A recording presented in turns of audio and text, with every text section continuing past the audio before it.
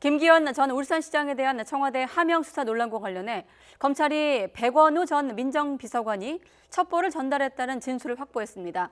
검찰은 조만간 백 전 비서관을 불러서 첩보 입수 경위 등을 조사할 계획입니다. 이에 대해서 백 전 비서관은 통상적인 이첩일 뿐이라며 1년 전 사건을 뒤늦게 서울중앙지검으로 넘긴 이 검찰의 수사 배경이 의심스럽다고 반박했습니다. 취재기자 연결하겠습니다. 박기환 기자. 네, 서울중앙지검입니다. 결국 관건은 역시나 청와대 개입 여부일 텐데 관련해서 검찰이 진술을 확보했다고요? 네, 그렇습니다. 최근 박형철 청와대 반부패 비서관이 검찰 조사를 받은 것으로 알려졌습니다. 박 비서관은 당시 백원우 민정수석 비서관이 관련 첩보를 반부패 비서관실에 전달했다고 진술한 것으로 전해졌습니다. 비서관에 대한 조사는 울산지검에서 한 뒤에 대검에 보고한 것으로 알려졌습니다. 김기현 전 울산시장에 대한 청와대 첩보 보고를 둘러싼 수사는 울산지검에서 그제 선거범죄를 전담하는 서울중앙지검 공공수사 2부로 이송됐습니다. 검찰은 김 전 시장에 대한 수사가 지난 3월 무혐의 종결된 뒤 문제가 된 청와대 첩보와 경찰 수사 과정에 대한 자료 등을 확보했다고 밝혔습니다. 여기에는 경찰이 압수수색 계획과 참고인 조사 등 수사 상황을 10여 차례 청와대에 보고한 문건도 포함된 것으로 알려졌습니다.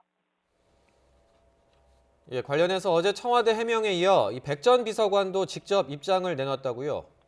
네, 그렇습니다. 백 전 비서관은 많은 내용의 첩보가 민정수석실에 집중되고 외부로 이첩된다고 해명했습니다.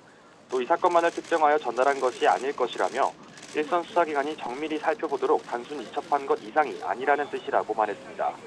또 조국 당시 민정수석에게 보고될 사안조차 아니고 행정처리일 뿐이라고 강조했습니다.